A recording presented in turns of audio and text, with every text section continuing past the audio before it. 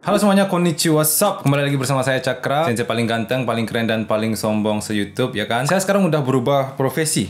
Saya sekarang udah jadi dokter. Dokter spesialis. Spesialis Nihongo. Mulai sekarang kalian jangan panggil saya Bang atau Bli atau Sensei, kalian panggil aja Dok ya. Atau Prof juga boleh, Profesor. Biasanya saya menangani pasien yang memiliki penyakit demensia atau pikun, terutama pas lagi ujian. Dan banyak juga pasien saya yang matanya rabun parsial. Jadi kalau sedang beraktivitas itu matanya normal, tapi begitu lihat kanji langsung rabun, buram, nggak bisa baca. Saya bagi-bagi obat gratis di sini. Nanti mau sembuh atau enggaknya tergantung kalian mau minum obatnya secara rutin atau enggak. Oke, sekian jokes garingnya. Lihat baju saya. Ini saya pakai baju Shiba Inu. Lucu nggak?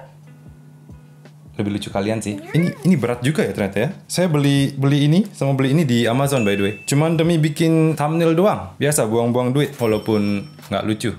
Semoga banyak yang klik videonya. Oke, sesuai dengan judul videonya, kali ini kita akan bahas tuntas semua fungsi partikel. Satu peringatan penting, nonton video ini sekali aja nggak bakal bikin kalian auto jago partikel. Karena partikel itu kompleks. Kayak nutrisi di tomat, bayam, sama wortel. Jadi kalau kalian baru pertama kali nonton video ini, kalian tonton dulu dari awal sampai habis. Terus kalian cek di deskripsi video ini, akan ada link untuk latihan soal-soal partikel. Buat mastiin kalian udah paham atau belum. Kalian mungkin nggak akan dapat nilai 100 di percobaan pertama, tapi tenang aja, nggak usah sedih. Itu normal. Kalau kalian nonton video ini untuk kedua kalinya, silahkan cek deskripsi lagi. Saya akan taruh timestamp di deskripsi video, jadi kalian bisa langsung terbang ke sesi yang kalian mau tonton. Sekalian tinggalin komen juga. Saya udah nonton videonya yang ke berapa kali, biar komennya banyak dan biar videonya viral, biar saya cepat kaya raya. By the way, video ini tidak diperuntukkan untuk orang yang baru belajar bahasa Jepang. Minimal kalian udah belajar sampai N5 dulu baru boleh nonton video ini. Karena takutnya nanti kalian nggak bisa bedain mana partikel, mana rumus bumpo. Misalnya, watashi wa Nihon no ramen o tabeta koto ga arimasu. Ada berapa partikel di kalimat ini? Yang jawab 4 salah. Jawabannya cuma ada 3. Wa, no, sama o. Ga di sini bukan partikel melainkan rumus bumpo. Jadi jangan sampai kalian nanya, "Dok, kenapa di sana pakai ga?" Ya karena memang rumusnya begitu. Koto ga arimasu. Udah sepaket. Contoh lain misalnya, Nihon no keizai ni tsuite benkyou shimasu. Ada berapa partikel?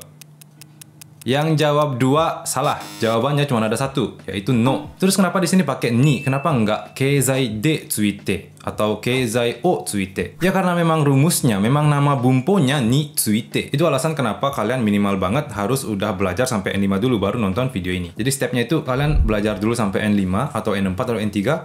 Bingung sama partikel, baru tonton video ini. Kalau kalian pengetahuannya masih 0 dan kalian coba belajar partikel dengan nonton video ini, bisa meledak otak kalian. Itu pun kalau kalian punya otak. Ciri-ciri orang yang nggak punya otak itu kayak gini. Mereka sering bilang, percuma belajar partikel. Orang Jepang aja ngomong nggak pakai partikel. Nah itu contoh ciri-ciri orang yang nggak punya otak. Udah mulai terkikis otaknya. Oke, saatnya kita mulai untuk mempelajari partikel. Partikel di bahasa Jepang ada ni, de, e, o, to, ya, wa, ga, mo, no. Setelah kita bahas semua fungsi dari partikel-partikel lucu ini, baru kita akan membahas ni versus e, ni versus de, ni versus o, dan wa versus ga. Yang paling susah di sini adalah wa versus ga. Tapi jangan remehkan kerumitan dari partikel ni ya. Menurut saya pribadi, partikel ni adalah partikel yang paling penting di bahasa Jepang karena sering dipakai di rumus bumpo dan di nama bumpo. Oke, sebelum kita mulai, pertama-tama untuk kalian yang udah nonton video Kaiwa ini, pasti kalian udah tahu ya kalau video partikel ini nggak akan mungkin dibuat kalau nggak ada sponsor. Jadi mari kita sambut sponsor kita, Japaneseable. Video ini harusnya berbayar, tapi berkat tim Japaneseable kalian bisa nonton video ini dengan gratis. Jangan lupa like video ini dan komen terima kasih Japaneseable. Karena berkat Japaneseable kalian akhirnya akan bisa menguasai partikel dalam bahasa Jepang. Yang skip durhaka, OTW dikutuk jadi batu. Oke, jadi Japaneseable adalah tempat belajar bahasa Jepang, tapi ini nggak sama dengan tempat kursus lain. Ada banyak sensei native Jepang dan sensei Indonesia yang berkualitas. Belajar via Zoom dan setiap Zoom yang ngajar selalu 2 orang. Orang Jepang yang jago bahasa Indonesia dan orang Indonesia yang jago bahasa Jepang. Jadi kalian nggak usah takut untuk nanya, kenapa bisa ada banyak orang Jepang yang jago bahasa Indonesia di sini? Karena Japaneseable ini dibuat oleh orang Jepang yang merupakan founder dari Japanesia, yaitu tempat belajar bahasa Indonesia untuk orang Jepang. Jadi beliau ini jago bahasa Indonesia dan jago bahasa Jepang dari dua arah. Tahu seluk-beluk bahasa Indonesia dan bahasa Jepang. Jam belajarnya fleksibel, jadi mau sesibuk apapun kalian bisa ikut belajar asalkan kalian punya niat, karena setiap live Zoom bisa ditonton ulang. Kalau ada pertanyaan, kalian tinggal tanya di grup Facebook. Dalam belajar suatu bahasa, kalau misalnya setelah belajar di otak kalian nggak muncul pertanyaan-pertanyaan, berarti kemungkinannya cuma ada dua. Antara kalian belajarnya salah, atau kalian nggak punya otak.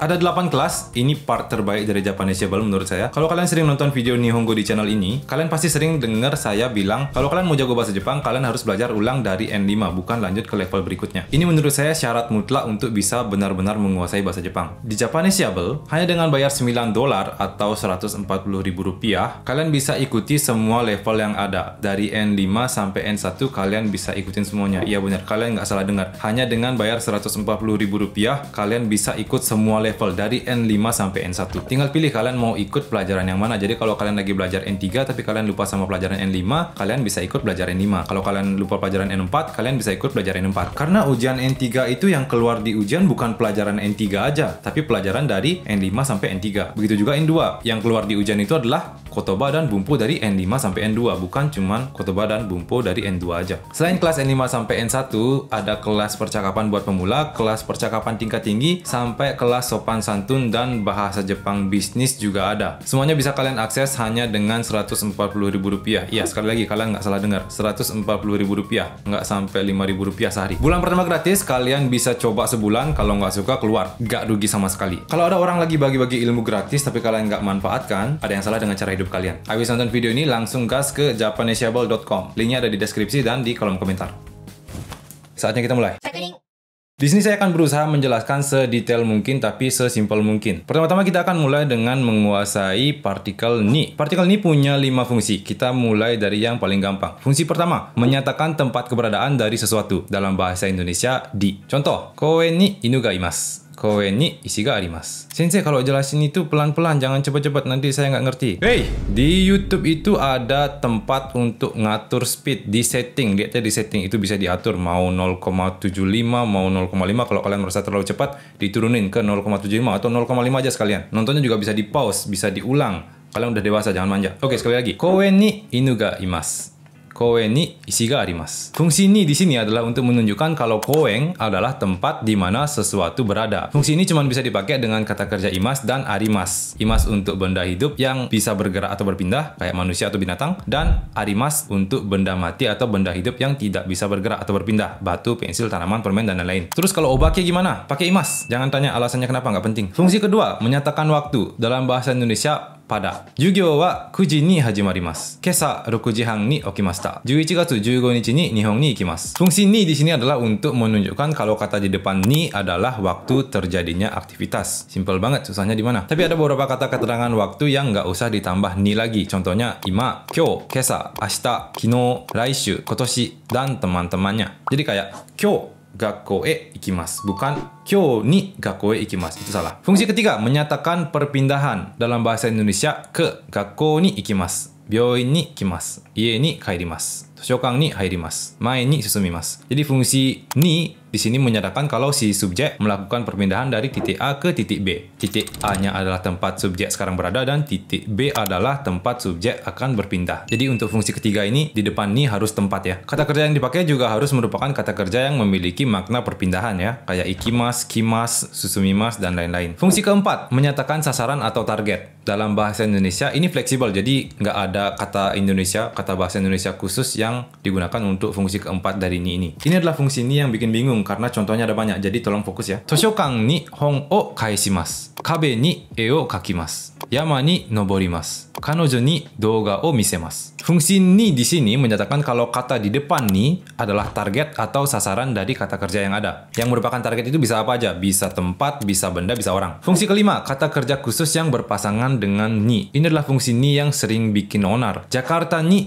tsundeimasu. Tomodachi ni aimasu. Laishu kara koukousen ni narimasu. Watashi wa ookii kaisha ni tsutomete imasu. Shiken ni goukaku shimasu. Nihon no seikatsu ni naremashita. Kenapa pada kalimat-kalimat di atas kita harus pakai partikel ni? Apa fungsinya? Jawabannya adalah memang pasangan dari kata kerjanya adalah ni. Jadi di bahasa Jepang itu ada beberapa kata kerja yang memang harus dipasangkan dengan ni, nggak bisa yang lain. Nggak ada teknik khusus untuk mengetahui kata kerja mana yang pasangannya o dan kata kerja mana yang pasangannya ni. Caranya ya kalian harus hafalkan kata kerja yang berpasangan dengan ni. Tapi jumlah kata kerja yang berpasangan dengan ni itu nggak banyak kok. Jadi kayak mungkin nggak sampai 5% dari seluruh kata kerja yang ada di bahasa Jepang. Jadi ya tolong dihafalkan, jangan ngeluh. Belajar bahasa asing itu ya tugas kita memang 90% menghafalkan. Lebih mending daripada belajar matematika atau fisika. Selain harus menghafal rumus, kalian harus mikir ini itu. Oke, jadi total ada 5 fungsi dari ini ya. Ini ringkasannya. Fungsi pertama menyatakan keberadaan dari sesuatu, fungsi kedua menyatakan waktu, fungsi ketiga menyatakan perpindahan, fungsi keempat menyatakan sasaran atau target, fungsi kelima kata kerja khusus yang berpasangan dengan ni. Silakan yang mau catat ya catat di buku catatan, atau buat kalian yang males kayak kambing di screenshot aja. Untuk yang belum like dulu videonya, dikasih ilmu gratis, jangan nggak tahu diri. Oke, selanjutnya kita akan menguasai partikel D. Partikel D punya 5 fungsi juga. Fungsi pertama menyatakan tempat di mana aktivitas terjadi. Dalam bahasa Indonesia di, sama kayak ni tadi ya. Kouen de asobimasu, gakkou de benkyou shimasu, supa de kaimono o shimasu. Fungsi D di sini adalah untuk menunjukkan kalau kouen, gakkou, dan supa adalah merupakan tempat di mana kata kerja atau aktivitas terjadi. Untuk cara membedakan fungsi pertama D dan fungsi pertama ni, yang artinya sama-sama di, akan dibahas di akhir video di sesi ni versus D. Oke, sekarang kita lanjut dulu. Fungsi kedua menyatakan cara atau metode. Dalam bahasa Indonesia dengan atau dengan menggunakan. Jitensha de gakkou ni ikimasu. Kuruma de kaisha e ikimasu.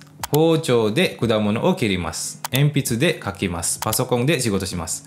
Fungsi D di sini untuk menunjukkan benda apa yang dipakai untuk melakukan aktivitas. Nah, yang biasanya bikin para pemula jadi bingung itu yang kayak gini. Jitensha nani-nani ikimasu. Setelah belajar ni, kita tahu kalau perpindahan itu pakai partikel ni ya kan? Di sini ada ikimasu yang berarti perpindahan. Jadi apa partikelnya di sini pakai ni? Enggak. Kenapa? Karena untuk menyatakan perpindahan, kata di depan ni harus merupakan tempat. Kita akan pindah dari tempat A ke tempat B ya. Tapi karena di sini adalah jitensha, sepeda kan bukan tempat ya, melainkan benda. Jadi kita bisa berasumsi kalau yang dimaksud oleh kalimat ini adalah pergi dengan sepeda atau pergi dengan menggunakan sepeda. Untuk menyatakan cara atau metode kita pakai D. Jadi jitensha de ikimasu, bukan jitensha ni ikimasu. Kalau kita pakai jitensha ni ikimasu itu artinya kita pergi ke sepeda. Itu aneh. Jadi yang benar adalah kita pergi dengan sepeda. Tapi kalau kalimatnya lebih panjang lagi, jitensha nani-nani gakkou nani-nani ikimasu. Kita tinggal analisis. Jitensha itu benda, gakkou itu tempat, ikimasu itu kata kerja perpindahan. Jadi D karena sarana dan ni karena tempat dan karena perpindahan. Kalau kalian bingung sama penjelasan barusan, itu artinya kalian levelnya masih terlalu rendah. Silahkan stop nonton video ini, belajar dulu anime di Japanesable dan balik lagi ke sini. Lanjut ke fungsi ketiga dari D, menyatakan bahan. Dalam bahasa Indonesia dengan atau dari. Gyuniku de rundang o tsukurimasu. Kami de ningyou o tsukurimasu. Gomi de kutsu o tsukurimasu. Fungsi D di sini untuk menunjukkan benda apa yang menjadi bahan untuk membuat sesuatu. Perhatikan kata kerjanya di sini semuanya pakai tsukurimasu yang artinya membuat. Jadi nggak bisa sembarang kata kerja ya, harus ada unsur membuatnya. Gimana kalau kita tambahin kata tempat di sini? Misalnya daidokoro nani-nani gyuniku de rundang o tsukurimasu. Partikel untuk menyatakan tempat ada dua kan? Ni atau de. Kalian pilih partikel yang mana? Jawabannya de. Kenapa? Karena ni itu cuman menyatakan keberadaan. Sedangkan di kalimat ini ada kata kerja tsukurimasu yang merupakan kata kerja aktivitas. Jadi kita harus pakai de. Dulu ada murid saya yang jawab pertanyaan model kayak gini itu pakai partikel ni. Alasannya adalah karena di sini udah ada de. Jadi katanya menurut dia itu aneh kalau dalam satu kalimat ada dua partikel yang sama. Itu salah besar ya. Jadi di bahasa Jepang, partikel yang sama itu boleh ditulis berkali-kali. Nggak ada batasnya. Entah itu ni, de, e, o, to, wa, ga, ya, mo, no, semuanya boleh ditulis lebih dari satu kali dalam satu kalimat yang sama. Banyak orang yang mikir nggak boleh nulis o secara beruntun dalam satu kalimat. Itu salah besar. Boleh. Fungsi keempat, menyatakan range atau jangkauan. Dalam bahasa Indonesia bisa pakai kata di atau dalam. Oke, mungkin kalian bingung maksudnya kayak gimana. Range atau jangkauan itu maksudnya kayak gimana sih? Jadi di bahasa Jepang itu ada yang namanya hangi, yang artinya area jangkauan. Nah, kata hangi ini bakal sering banget dipakai di bumpo N3 dan N2. Jadi kalian harus pahami sekarang. Hangi atau area jangkauan yang dimaksud itu bisa berupa topik, bisa berupa wilayah, bisa berupa waktu. Misalnya kita pakai contoh aja biar gampang ya. Kazoku de ichiban se ga takai no wa ani desu. Di sini pakai jangkauan topik ya. Topiknya adalah keluarga. Kazoku de, jadi jangkauannya itu keluarga. Jadi ya tergantung keluarganya ada siapa aja. Ada ayah, ibu, anak, anak lagi. Iya anak. Nihon de ichibang takai yama wa Fujisan desu. Di sini pakai wilayah, jangkauannya adalah Jepang. Nihon de. Kono kurasu de N2 o motte iru hito wa kare dake desu. Di sini pakai topi. Kono kurasu. Atau kalau kalian mau pakai wilayah juga bisa, cuman agak aneh karena wilayahnya kalau pakai kelas, kalau misalnya ada orang yang ada di luar kelas kan, masa dia nggak dihitung, jadi aneh. Jadi kita pakai topi aja ya, kono kurasu itu topi. Terus kono evento wa 10 de owarimasu. 10 de owarimasu. Ini pakai jangkauan waktu. Jadi eventnya akan berakhir dalam 10 hari. Beda lagi kalau kita ganti pakai ni. Kono evento wa 10 ni owarimasu. Itu jadi kita menyatakan waktu kapan eventnya berakhir. Jadi toka itu kan tanggal 10. Jadi eventnya itu akan berakhir pada tanggal 10 kalau pakai ni. Kalau pakai d itu artinya akan berakhir dalam 10 hari. Jadi misalnya sekarang tanggal 5 terus berakhir dalam 10 hari berarti berakhirnya tanggal 15. Bedain ya. Jadi berakhir dalam 10 hari atau berakhir tanggal 10. Itu perbedaan ni dan d dalam kalimat ini. Kono bakudan wa 3 分で爆発します. Ini juga pakai jangkauan waktu. 3 分で dalam 3 menit. Jadi bom ini akan meledak dalam 3 menit. Fungsi D di sini adalah untuk menunjukkan kalau kata di depan D adalah jangkauan. Untuk topik dan wilayah kita bisa ganti dengan kata di, sedangkan untuk waktu kita bisa pakai kata dalam. Fungsi kelima, menyatakan penyebab. Dalam bahasa Indonesia, karena. Byoki de gakkou ni ikemasen. Jadi penyebab dia nggak bisa pergi ke sekolah adalah sakit. Yuki de densha ga ugokanai. Penyebab kereta tidak bisa bergerak adalah salju. Jutai de shigoto ni okuremashita. Penyebab dia terlambat adalah macet, jutai. Fungsi D di sini untuk menunjukkan kalau kata sebelum D merupakan penyebab terjadinya kalimat setelah D. Gampang banget nggak sih? Ini rangkumannya. Fungsi pertama menyatakan tempat di mana aktivitas terjadi. Fungsi kedua menyatakan cara atau metode. Fungsi ketiga bahan. Fungsi keempat range atau jangkauan. Dan fungsi kelima penyebab. Silakan dicatat atau di screenshot. Setelah di screenshot hapus saja langsung. Toh kalian juga nggak bakal baca. Yang beneran niat silakan dicatat ke buku catatan ya. Partikel berikutnya. Ini tulisannya he, tapi dibaca ya, jangan sampai salah. Ini partikel yang sangat gampang. Fungsinya sama persis. Fungsinya sama persis dengan fungsi ketiga dari partikel ni, yaitu menyatakan perpindahan. Gakkou e ikimasu, byoin e ikimasu, supa e ikimasu, ie e kaerimasu. Ya udah itu aja, nggak ada bedanya. Lanjut ke partikel selanjutnya. O, partikel O punya, aduh, P-nya berubah jadi F terus ya ini. Partikel O punya 3 fungsi. Mungkin kebanyakan dari kalian taunya O itu cuma punya 1 fungsi. Salah besar sekali. Fungsi pertama, penanda objek dari aksi yang dilakukan. Gohan o tabemasu, kabang o kaimasu, keitai denwa o nigirimasu. Tahu nigirimasu kah ini? Namanya nigirimasu, menggenggam hatimu. Fungsi O di sini menunjukkan kalau kata yang ada di depan O adalah objek dari kata kerja yang ada di sini. Udah gitu aja. Sekali lagi, kalau kalian nggak ngerti sama yang saya jelasin barusan, silakan pintu keluar ada di sebelah sana. Kalian bisa nanya ke Japanisable, sudah ditunggu di sana. Silakan belajar dulu sampai N5. Fungsi kedua, menyatakan suatu tempat yang ditinggalkan. Ini banyak yang nggak tahu. Ie o deru, toshokan o deru, heya o deru, Tokyo o deru, Nihon o shuppatsu suru, densha o oriru, basu o oriru, daigoku o sotsugyo suru. Oke, fungsi O ini konsepnya adalah keluar. Jadi meninggalkan sesuatu tempat. Aduh, ngomong pas ya. Suatu tempat yang ditinggalkan itu maksudnya kalian keluar dari tempat itu. Jadi kata di depan O harus merupakan suatu ruangan atau suatu wilayah, atau bisa juga kendaraan, atau bisa juga instansi. Sebenarnya kalian juga bisa ganti partikel O di sini dengan kara. Kecuali sotsugyo suru ya, ini harus pakai O. Ini udah fix banget. Nggak boleh diganti. Daigaku kara sotsugyo suru itu nggak boleh. Daigaku o sotsugyo suru. Fungsi ketiga, menyatakan suatu lokasi di mana suatu pergerakan dilakukan. Ini fungsi paling susah dari partikel O. Michi o watarimasu, hashi o watarimasu, kouen o sanpo shimasu, kouen o hashirimasu, mizu no ue o arukimasu. Fungsi ini digunakan untuk menyatakan kalau kita melakukan pergerakan atau lebih tepatnya perpindahan di tempat tersebut, di atas tempat tersebut ya. Jadi bukan berpindah ke tempat tersebut, bukan kayak dari titik A pindah ke titik B, bukan kayak gitu, tapi kita itu bergerak di atas tempat tersebut. Jadi misalnya di sini ada koen nih, anggap aja ada koen di sini, nanti saya edit biar ada koen di sini. Nah, di atas tempat tersebut, di atas koen tersebut, kita melakukan perpindahan. Jadi kita jalan di atas koen. Jadi kayak keliling di koen atau jalan biasa di koen atau lari di koen, itu adalah merupakan suatu perpindahan di satu tempat yang sama. Bukan dari titik A ke titik B kan, bukan dari rumah ke koen, bukan dari supermarket ke koen, bukan dari Gakko ke koen, tapi di koen kita melakukan perpindahan. Itu yang digunakan, itu yang dimaksud itu fungsi dari partikel o. Koen o arukimasu, koen o sanposimasu. Oke? Terus misalnya yang kayak michi o watarimasu. Jadi kayak ini ada michi, ada zebra cross. Oke? Tolong edit ya nanti ya, Cakrakung. Ada zebra cross di sini. Kita jalan di atas zebra cross. Ya kan? Itu pakai o juga. Michi o watarimasu. Oke? Mungkin kalau yang belum paham nanti kita akan bahas lagi. Banyak yang salah pakai partikel soalnya di sini. Jadi ada yang pakai ni, ada yang pakai D, padahal yang benar pakai O. Nanti kita bandingin di sesi ni versus O ya. Oke, segitu aja untuk partikel O. Ringkasan partikel O. Fungsi pertama, penanda objek dari aksi yang dilakukan. Kedua, menyatakan suatu tempat yang ditinggalkan atau keluar. Dan yang ketiga adalah menyatakan suatu lokasi di mana suatu pergerakan atau perpindahan dilakukan. Partikel selanjutnya adalah to. Untuk yang mudah mulai hilang konsentrasinya, kalian bisa minum dulu kayak saya. Mulut saya sudah berbusa.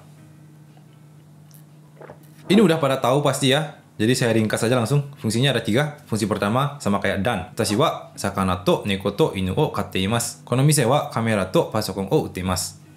Gampang. Dan. Fungsi kedua sama kayak bersama atau dengan. Koibito to Disneylando ni ikimasu. Ryoshin to gohan o tabemasu. Bersama, dengan, udah. Fungsi ketiga digunakan untuk mengutip suatu kalimat. Kare wa hayaku Nihon ni ikitai to iimashita. Ashita no kaigi ga cancel ni natta to kikimashita. Jadi kalimat di depan to itu adalah kalimat kutipan, entah dapat di mana kalimatnya, entah dengar dari mana, entah baca di mana, nggak tahu. Udah segitu aja untuk to. Gampang banget kan? Next adalah partikel ya. Ini lebih gampang lagi. Partikel ya cuma punya satu fungsi, yaitu menyebutkan perwakilan dari beberapa benda. Partikel ya ini biasanya dipasangkan dengan kata nado. Tapi nggak harus. Kono mise wa kamera ya pasokon nado o utteimasu. Nah ini mirip banget sebenarnya dengan fungsi pertama to. Kono mise wa kamera to pasokon o utteimasu. Ini artinya tokonya cuma jual kamera dan komputer. Kono mise wa kamera ya pasokon nado o utteimasu. Kono mise wa kamera ya pasokon nado o utteimasu. Kalau ini artinya tokonya jual kamera, jual komputer, dan barang-barang lain. Jadi kamera dan komputer itu cuman perwakilannya aja. Masih ada barang-barang lain. Ringkasan to dan ya. To fungsi pertamanya sama dengan dan. Fungsi kedua bersama atau dengan. Fungsi ketiga digunakan untuk mengutip suatu kalimat. Terus partikel ya. Fungsinya cuma satu. Menyebutkan perwakilan dari beberapa benda. Oke, kita udah beres mempelajari 6 partikel. Sisa 4 lagi. Partikel selanjutnya adalah wa. Wah, oke, fungsi pertama dari wa adalah menyatakan suatu fakta. Tori wa sora o tobimasu. Chikyuu wa marui desu. Ebi wa sakana ja arimasen. Chakura sensei wa kakkoi desu. Fakta semua ya. Jadi fungsi wa di sini digunakan untuk menyatakan suatu informasi yang sudah mutlak alias fakta. Jadi tidak ada hal yang akan mengubah fakta-fakta ini. Terutama yang terakhir ini fakta banget. Fungsi kedua, menyatakan subjek atau topik pada kalimat. Watashi wa Indonesiajin desu. Shiori wa Nihonjin desu. Kyou no yuhan wa ramen desu. Jadi fungsi wa di sini menunjukkan kalau yang di depan wa adalah subjeknya dan setelah wa adalah topik yang dibahas. Tolong pahami ini ya. Subjeknya ada di depan, terus topiknya di belakang. Nanti ini akan berguna banget. Fungsi kedua inilah yang biasanya bertarung dengan ga. Akan dibahas di sesi wa versus ga nanti. Fungsi ketiga, membandingkan dua topik. Aki wa suki desu ga, natsu wa kirai desu. Tokyo wa itta koto ga arimasu ga, Nagoya wa itta koto ga nai desu. Jadi fungsi wa di sini harus ada dua topik ya minimal. Dan wa-nya juga ada dua. Ini juga penting banget. Ini akan berhubungan dengan ga nanti. Fungsi keempat, menyatakan suatu batas minimal. Kono omocha o tsukuru no ni 5 jikan wa kakarimasu. Untuk membuat mainan ini perlu waktu setidaknya 5 jam. Beda dengan kono omocha o tsukuru no ni 5 jikan kakarimasu. Ini artinya waktu yang diperlukan untuk bikin mainan ini adalah 5 jam. Oke, paham nggak di situ? Jadi ada perbedaan wa sama nggak ada wa-nya. Contoh lain, ichinichi ni 1 kai gohan o tabemasu. Dalam sehari saya makan 1 kali. Gimana kalau kita tambah wa di sini? Ichinichi ni 1 kai wa gohan o tabemasu. Dalam sehari saya makan setidaknya 1 kali. Itu fungsi wa di sini ya. Fungsi menyatakan suatu batas minimal. Jadi kalau ada wa, kata di depannya itu jadi batas minimal. Jadi bisa lebih dari angka yang disebutkan karena itu minimal ya, tapi nggak bisa kurang. Jadi misalnya 5 jikan wa kakarimasu. Minimal banget habis 5 jam. 5 jikan kakarimasu habis 5 jam. Perlu waktu 5 jam. 5 jikan wa kakarimasu perlu waktu setidaknya 5 jam. Ichinichi 1 kai tabemasu. Makan 1 kali sehari. Ichinichi 1 kai wa tabemasu. Dalam sehari makan paling enggak 1 kali, setidaknya 1 kali. Jadi bisa 2 kali, bisa 3 kali. Ringkasan fungsi partikel wa. Fungsi pertama menyatakan suatu fakta, fungsi kedua subjek atau topik pada kalimat, fungsi ketiga membandingkan dua topik, dan fungsi keempat menyatakan suatu batas minimal. Selanjutnya adalah musuh dari partikel wa, yaitu partikel ga. Partikel ga punya dua fungsi. Yang pertama menyatakan subjek atau topik pada kalimat. Loh, bukannya tadi wa juga sama kayak gitu. Saya pakai contoh yang sama dengan wa ya, biar gampang kita bandinginnya nanti. Watashi ga Indonesia jin desu. Shiori ga Indonesia jin. Shiori ga Nihon jin desu. Kyou no yuhan ga ramen desu. Penjelasan lengkapnya nanti ya. Kita lanjut dulu ke fungsi kedua dari ga, menyatakan suatu keadaan atau perasaan. Kana-san no kami ga nagai desu. Ini keadaan. Ashi ga itai desu. Ramen ga suki desu. Natto ga kirai desu. Ini yang perasaan ya. Semua kalimat dari dua fungsi di atas bisa diganti pakai wa, tapi artinya bakal sedikit berubah. Hal ini menyebabkan banyak yang bingung kapan harus pakai wa, kapan harus pakai ga. Perbedaannya kita bahas nanti ya di wa versus ga. Oke, jadi itu dua fungsi dari ga. Sebenarnya ada juga fungsi lain kayak tapi, terus ada juga fungsi ga sebagai penanda kata kerja potensial. Tapi kalau itu menurut saya lebih cenderung ke fungsi ga sebagai bumpo ya, bukan sebagai partikel. Jadi kita skip aja hari ini. Nanti materi-materi itu akan saya ajarkan di kelas Akademi Nihongo. Kalau kelasnya udah jadi, belum buat sama sekali sih. Jadi kalian mending ke Japanese Syabal aja sekarang. Ini rangkuman partikel ga. Fungsi pertama menyatakan subjek atau topik pada kalimat, sama dengan fungsi kedua dari partikel wa. Terus fungsi kedua menyatakan suatu keadaan atau perasaan. Sisa dua partikel lagi. Ayo, minum dulu. Partikel selanjutnya adalah mo. Bentar, saya ke toilet dulu ya. A few moments later.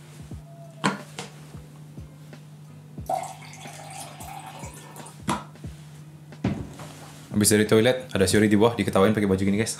Oke, sisa dua partikel lagi. Partikel selanjutnya adalah mo. Fungsi pertama adalah juga. Ada dua cara untuk pakai partikel mo ini. Pertama, watashi wa isha desu. Kare mo isha desu. Ini pakai dua kalimat ya. Atau kalian bisa jadiin satu aja kalimatnya. Watashi mo kare mo isha desu. Terus watashi wa kohi ga suki desu. Gyunyu mo suki desu. Watashi wa kohi mo gyunyu mo suki desu. Jadi bebas ya, mau pakai dua kalimat, mau pakai satu kalimat, nggak masalah. Fungsi kedua, menegaskan suatu kata bilangan yang dianggap banyak. Ie kara doubutsu made 4 jikan mo kakarimasu. Kono fuku wa 2,000,000 yen mo suru yo. Oke, jadi ada mo dan nggak ada mo, banyak bilangannya nggak berubah. Ini tetap 4 jam, ini tetap 2 mang. Tapi kalau ada mo, kita kayak menegaskan kalau bilangannya itu banyak. Kayak 4 jam loh, 2 mang loh gitu. Mau diisi mau nggak apa-apa, ini cuma menegaskan aja. Fungsi ketiga, menegaskan suatu kata bilangan yang dianggap sedikit. Ini kebalikan yang tadi ya. Jadi mo itu bisa dipakai buat menegaskan bilangan yang dianggap banyak dan bilangan yang dianggap sedikit. Ima saifu no naka ni 1 yen mo haite inai. Bentar, ini kok berat ya? Saya capek pakai ini.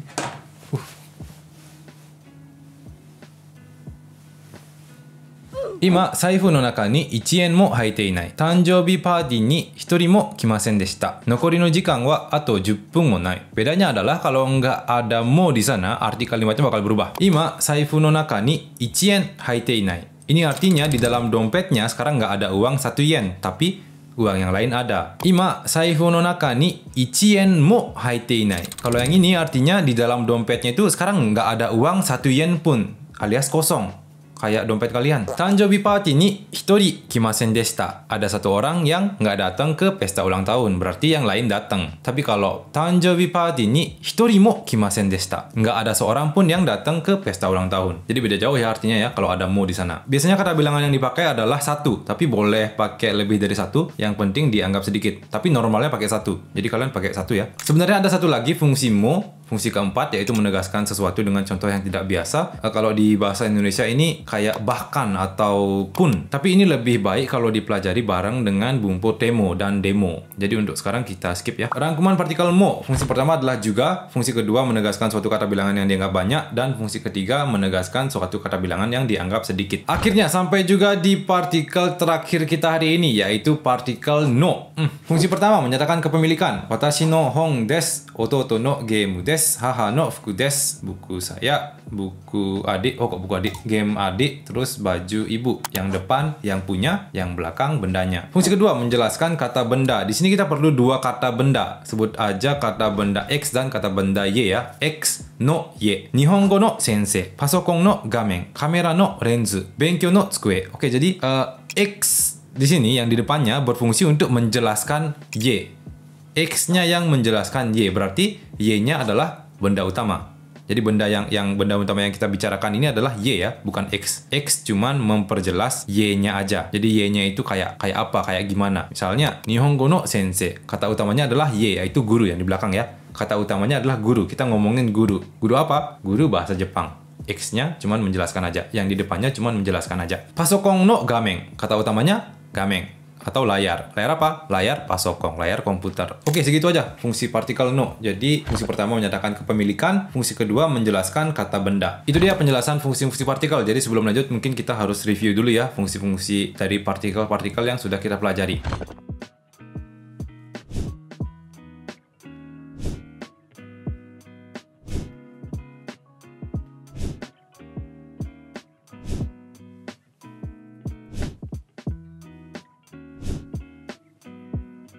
Sekali lagi, video ini tidak akan dibuat tanpa kerjasama dari Japanisable, jadi jangan lupa like videonya biar viral. Baiklah, sekarang saatnya kita masuk ke sesi bahasas. Pertama ada ni versus e. Seperti yang tadi saya jelaskan, e itu sama aja dengan fungsi ketiga dari ni, yaitu menyatakan perpindahan. Gakko ni ikimasu, byouin ni ikimasu, ie ni kaerimasu, toshokan ni hairimasu, mae ni susumimasu. Semua ni di sini kalian bisa ganti pakai e dan artinya nggak berubah sama sekali. Kadang bisa juga buat gantiin target kayak kanojo e presento o agemasu. Tapi nggak semuanya ya bisa diganti kayak gini. Ada juga yang bilang kalau e itu berfokus ke tujuannya, tapi ya intinya kalian cukup ganti e pakai ni aja, jangan pakai e karena e itu sangat tidak natural kedengarannya. Udah guys, itu aja. Intinya e itu bisa diganti pakai ni dan pakai aja ni. Yang kedua adalah ni versus d. Mulai seru nih. Biasanya yang jadi perdebatan itu adalah fungsi pertama dari ni yang menyatakan tempat keberadaan dari sesuatu dan fungsi pertama dari d yang menyatakan tempat di mana aktivitas terjadi. Ini cara bedainnya gampang banget. Koen ni inu ga imasu, koen ni ishi ga arimasu, koen de asobimasu, koen de shigotoshimasu. Kalau imas dan arimas pakai ni, sedangkan untuk kata kerja lain semuanya pakai de.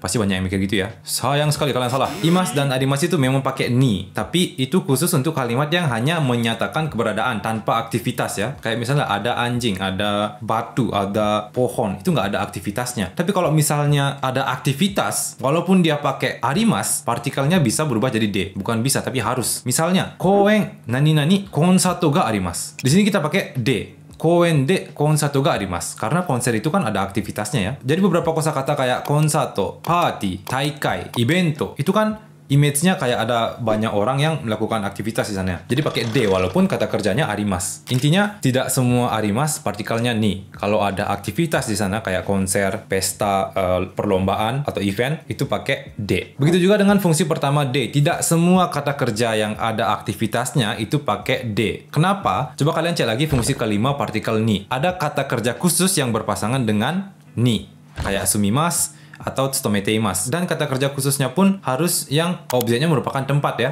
Beda dengan misalnya kayak aimasu. Aimasu ini kata kerja khusus yang pakai partikel ni. Dari ni aimasu. Tapi objeknya itu benda hidup, bukan tempat. Contohnya, Tanaka-san ni aimasu. Koibito ni aimasu. Sensei ni aimasu. Bukan supa ni aimasu. Atau byouin ni aimasu. Itu salah. Kalau kita ngomongin tempat bertemunya tetap pakai de. Misalnya, koen de aimasu. Ketemu di taman. Kalau pakai ni, koen ni aimasu, jadinya ketemu sama taman. Kan nggak nyambung. Kalau ditambah objek benda hidupnya, objek yang berpasangan dengan aimasu, jadinya koen de tomodachi ni aimasu. Tempat ketemunya tetap pakai de, dan objek dari aimasnya tetap pakai ni. Jadi untuk aimas yang berpasangan dengan ni adalah objek yang diajak bertemu, bukan tempat bertemunya. Tempat bertemunya tetap pakai de, karena aimas termasuk aktivitas. Oke, itu untuk ni versus de. Sekarang kita lanjut ke ni versus o. Oke, kita review fungsi dari ni dan o dulu. Fungsi pertama menyatakan tempat keberadaan dari sesuatu, dan fungsi ketiga menyatakan perpindahan. Ini akan sering bertarung dengan fungsi kedua dari o, yaitu menyatakan suatu tempat yang ditinggalkan, dan fungsi ketiga dari o, yaitu menyatakan suatu lokasi di mana suatu pergerakan dilakukan. Keempat fungsi ini semuanya ada hubungannya dengan tempat. Terus ada juga fungsi kelima dari ni, yaitu kata kerja khusus yang berpasangan dengan ni akan bertarung melawan fungsi pertama dari o, yaitu penanda objek dari aksi yang dilakukan. Saya akan jelaskan dengan contoh aja ya biar lebih cepat. Kuruma nani nani norimasu.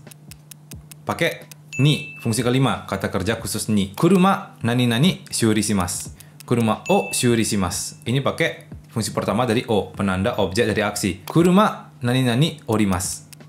Keluar dari mobil, turun dari mobil. Jadi pakai fungsi o yang nomor 2. Toshokan nani nani hairimasu. Perpindahan, masuk ke perpustakaan. Jadi pakai ni. Toshokan o demasu. Keluar dari suatu tempat. Jadi pakai o. Toshokan nani-nani hong nani-nani yomimasu. Toshokan adalah tempat, terus di belakang ada yomimasu. Yomimasu adalah aktivitas. Jadi pakai de. Toshokan de yomimasu. Terus ada hong. Hong adalah objek dari membaca. Jadi pakai o. Terus ada koen nani-nani imas, tempat keberadaan sesuatu. Jadi pakai ni, koen ni imas. Koen nani-nani asobimas. Asobimas itu adalah aktivitas. Jadi pakai de, koen de asobimas. Terus ada koen arukimas. Arukimas itu adalah kata kerja perpindahan. Jadi jalan di atas koen itu pakai o. Jangan sampai salah, pakai o. Oke, itu menyatakan suatu lokasi di mana suatu pergerakan dilakukan. Fungsi ketiga dari o. Saya jelasin yang koen o arukimas lagi ya. Jadi sekali lagi, kalau ada tempat dan setelahnya diikuti kata arukimas atau hashirimas atau samposimas atau kata-kata lain yang memiliki arti bergerak atau berpindah kayak menyeberangi atau melewati, torimas, itu pakai partikel o harus. Kalau kata kerjanya cuman aktivitas biasa kayak makan, minum, main, tidur, nyanyi, ngobrol, itu pakai de. Misalnya, koen de tabemas. Tapi koen o arukimas. Koen de asobimas. Koen o samposimas. Oke?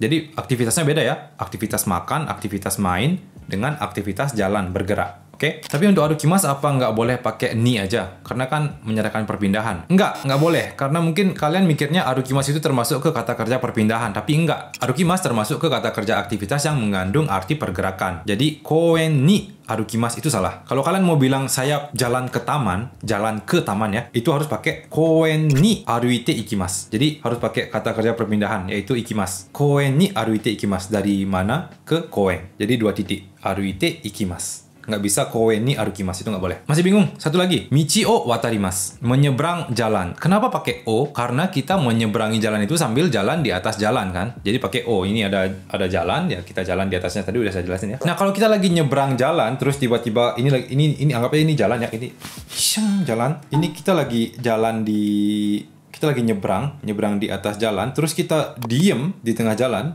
berhenti, terus kita nyanyi di jalan. Itu berarti kita lagi nyanyi di jalan, bukan menyeberang jalan ya. Nyanyi di atas jalan. Itu kita pakai D, karena nyanyi adalah suatu aktivitas. Yang masih merasa bingung wajar, karena kalian belum hafal semua fungsi dari ni, D, dan O. Kalau kalian udah hafal semua fungsinya, bakal gampang banget. Jadi tugas kalian sekarang adalah menghafalkan fungsi dari D, ni, dan O. Hafalin semuanya, semua fungsi dari D, ni, dan O. Nanti kalian nggak bakal bingung lagi. Terakhir, wa versus ga. Oke, jujur saya nggak tahu harus mulai jelasin dari mana. Tapi kita review fungsinya dulu ya. Fungsi wa, fungsi pertama menyatakan suatu fakta. Fungsi kedua, subjek atau topik pada kalimat. Fungsi ketiga, membandingkan dua topik atau lebih. Fungsi keempat, menyatakan suatu batas minimal. Fungsi ga, fungsi pertama menyatakan subjek atau topik pada kalimat. Fungsi kedua, menyatakan suatu keadaan atau perasaan. Buat kalian yang pernah belajar di LPK, pasti pernah dengar kalau fungsi dari partikel wa adalah untuk menegaskan atau menekankan topik atau subjek pada kalimat kan. Terus begitu kalian belajar partikel ga, ternyata fungsi ga juga sama, menegaskan atau menekankan topik atau subjek pada kalimat. Ini adalah awal cerita dari kebingungan para pejuang Nihongo dengan kedua partikel ini. Izinkan saya, dokter spesialis Nihongo. Ntar saya pakai ini dulu. Izinkan saya, dokter spesialis Nihongo, Cakung, dokter Cakung. Dok, mengobati kebingungan kalian secara gratis, ditanggung BPJS. Bapak Japanisable. Tapi ingat, kalian harus like dan bilang terima kasih ke BPJS, oke? Di kolom komentar sekarang. Saya tunggu. Sambil istirahat. Jangan lupa komen yang lain juga ya. Misalnya cokra ganteng gitu, apa aja boleh. Oke, udah? Oke, kita mulai dengan pertanyaan. Kohi wa arimasu ka? Kalian pernah berpikir nggak, kenapa kok pertanyaan kayak gini itu pakai wa, bukan pakai ga? Kenapa kohi ga arimasu ka itu salah? Sekarang gini, kohi wa arimasu ka? Kalau pertanyaannya kayak gini, kalian jawab apa? Cuman ada dua jawabannya ya. Arimasu, arimasen. Kita nggak boleh jawab kohi desu, ya kan? Kohi wa arimasu ka? Kohi desu. Baka nggak nyambung. Satu lagi. Nani ga arimasu ka? Kenapa nani ga arimasu ka? Kenapa nggak nani wa arimasu ka? Coba jawab dulu ya. Kalau kalian ditanya nani ga arimasu ka, kalian jawab apa? Bisa apa aja, bisa kopi, bisa susu, bisa Coca-Cola, bisa STMJ, dan lain-lain. Tapi kita boleh jawab pertanyaan ini dengan arimasu nggak? Nggak boleh. Nani ga arimasu ka? Arimasu. aho. Nggak nyambung jadinya. Oke, ini konsep utama yang harus kalian pahami dari wa dan ga. Wa dan ga itu memang berfungsi untuk menegaskan atau menekankan subjek atau topik. Tapi bedanya adalah wa menegaskan hal yang ada di belakang wa. Sedangkan ga menegaskan hal yang ada di depan ga. Kohi wa arimasu ka? Nani ga arimasu ka? Jadi partikel wa fokusnya ada di ada atau tidak. Arimasu atau arimasen. Sedangkan pada partikel ga fokusnya ada di apa bendanya. Boleh ditukar nggak partikelnya? Kohi ga arimasu ka? Nani wa arimasu ka? Jawabannya nggak boleh. Karena kalimatnya jadi nggak nyambung. Nani wa arimasu ka? Hai, arimasu. Hah? Oke, paham sampai situ ya? Wa menegaskan kata setelah wa dan ga menegaskan kata sebelum ga. Jadi kalau kalian bingung itu kalian bisa coba ubah dulu ke bentuk pertanyaan biar tahu fokusnya ada di mana. Kita coba lanjut ke contoh berikutnya. Shiori wa nihonjin desu. Shiori ga nihonjin desu. Kedua kalimat ini benar, tapi ada bedanya. Untuk yang di atas karena pakai wa, berarti yang ditekankan adalah kata setelah wa, yaitu nihonjin. Jadi kalimat tanyanya harus dijawab dengan jawaban nihonjin. Shiori wa nani jin desu ka? Shiori orang apa? Shiori wa nihonjin desu. Shiori adalah orang Jepang. Terus untuk ga, karena fokusnya ada di depan ga, yaitu Shiori, jadi pertanyaannya harus merupakan kalimat tanya yang jawabannya adalah Shiori. Dare ga nihonjin desu ka? Siapa yang orang Jepang? Shiori ga nihonjin desu. Shiori lah yang orang Jepang, atau yang merupakan orang Jepang adalah Shiori. Jadi beda ya translate-nya ya. Shiori wa nihonjin desu. Shiori adalah orang Jepang. Shiori ga nihonjin desu. Shiori lah yang merupakan orang Jepang. Dengan kata lain, tsumari, fungsi dari wa adalah untuk menegaskan topik dan fungsi dari ga adalah untuk menegaskan subjek. Untuk translate ke bahasa Indonesianya kalian bisa pakai kata adalah untuk wa, atau kalau mau lebih natural bisa pakai kata itu.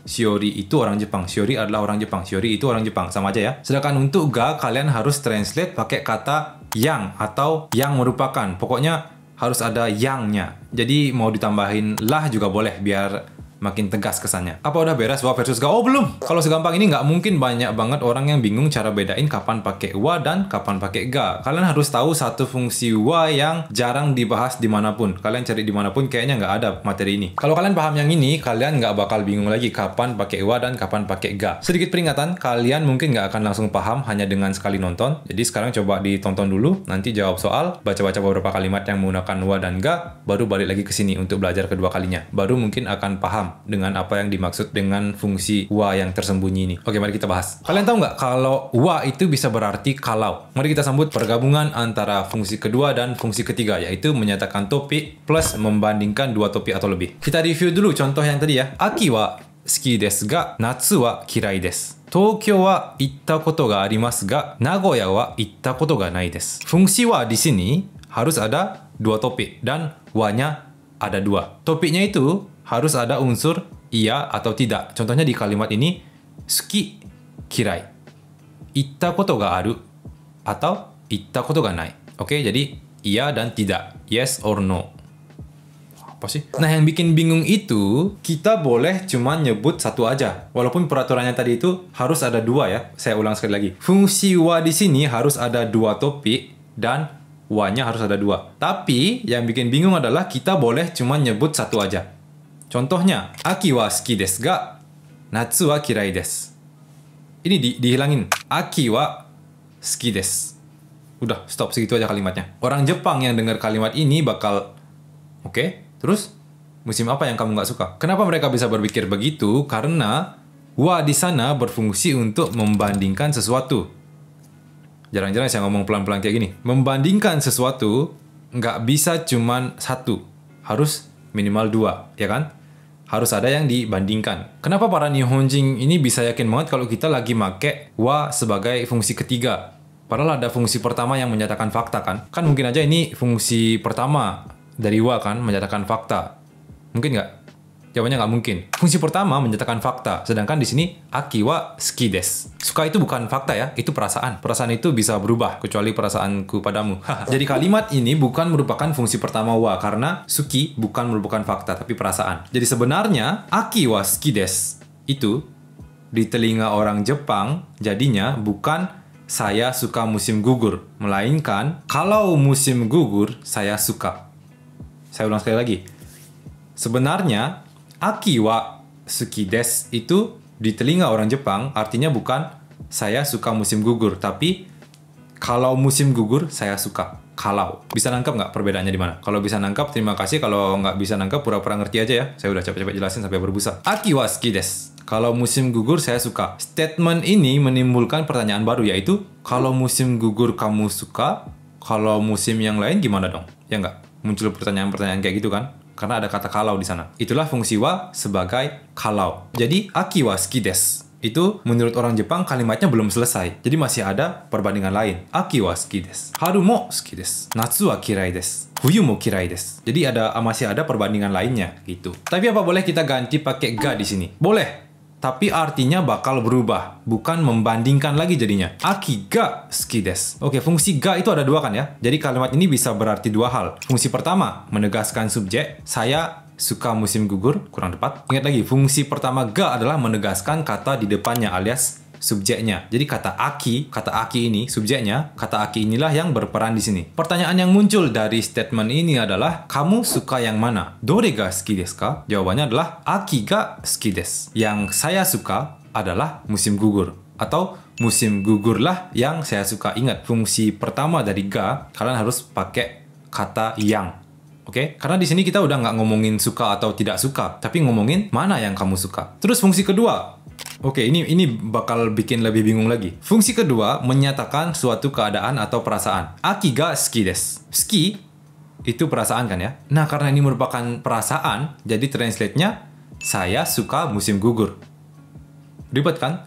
Tadi salah, sekarang benar. Jadi kalimat yang sama persis itu bisa punya dua arti, tergantung kalian mau lihat dari fungsi yang mana. Terus gimana caranya kita bisa tahu ini fungsi pertama atau fungsi kedua? Tergantung konteksnya. Jadi intinya, saya rangkum ya, untuk menentukan pakai wa atau ga, kalian harus mikir dulu pertanyaannya apa. Aki wa suki desu ka?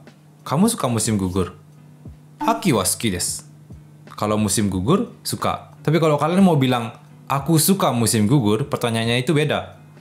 Dore ga suki desu ka?